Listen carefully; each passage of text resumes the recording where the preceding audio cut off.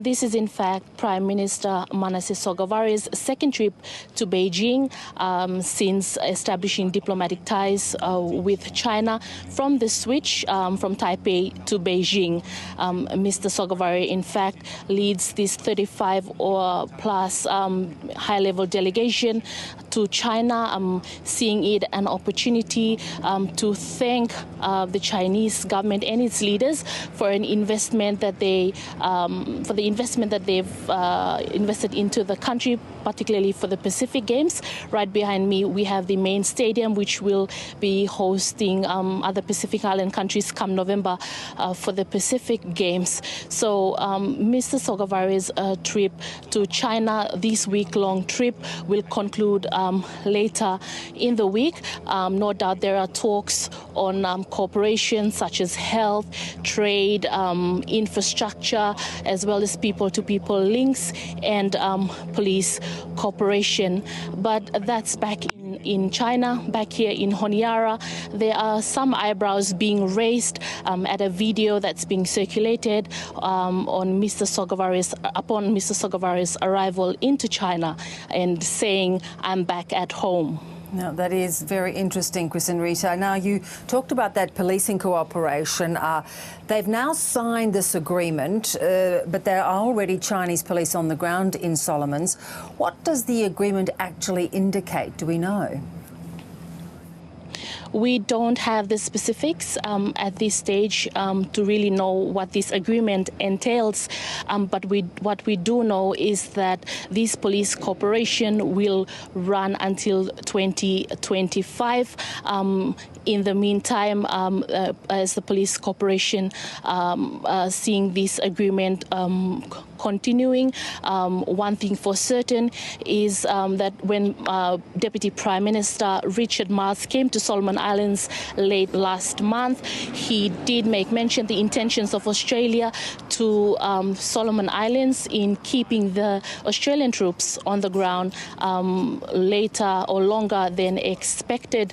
And it is certain that Australia and other Pacific Island countries are really keen to know what is in this agreement. Yeah. And in fact, you know, the United States is the latest country to come out. They've joined Australia in asking for greater transparency about what this agreement says. Has Mr. Sogavare made any comment? Not yet, Bev. In fact, I can only tell you that the Leader of Opposition has also joined in asking the government for more transparency when it comes to these engagements. Now, some government officials have also told me that there is a whiff of hypocrisy coming from Australia with regards to transparency in terms of how they handle the AUKUS deal agreement. They've in fact claiming that the Australian government did not make any they did not let the Pacific family know of this deal, referring to the Pacific Islands Forum Secretariat. But for now, we are yet to hear from Mr. Sogavare or his government. You know, as you pointed out, these are top-level meetings between the leaders of two countries. There's nothing unusual in that. What is your sense on the ground, though, how people in the Solomons are feeling about these deals? Bev, in fact, that's the million-dollar question. You know, it's about the people. These engagements that take place out of the country, or these partnerships, it comes down to the tail end of the people here in Solomon Islands. And although we haven't seen much reaction yet, as it's too early at this stage, we've seen some reactions on social media. But of course, as you know, 80% of Solomon Islands population is outside of Solomon Islands capital of Honiara, so we cannot really judge based on what's on social media. But we have seen a lot of reactions, mostly from our traditional partners, Australia, United States. In the past few days, there are more reactions from them than the people here.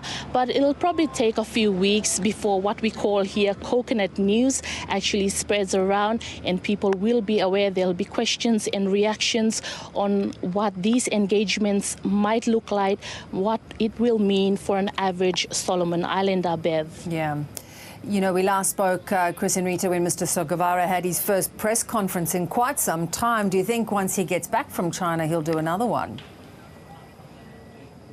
Well, we're hoping that is what will happen. They're expected to return towards later this weekend, and we're hoping that we will get that opportunity to ask Prime Minister Sogavare these questions.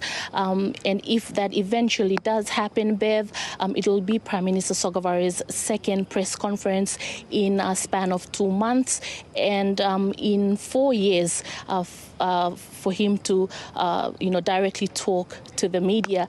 But definitely, Bev, we're suspecting that this press conference, if it eventually does happen later on in the week, it will be one that will be very closely watched by Canberra. Absolutely. Good to talk to you, Chrisnrita. Thanks for your time. Thank you so much for having me.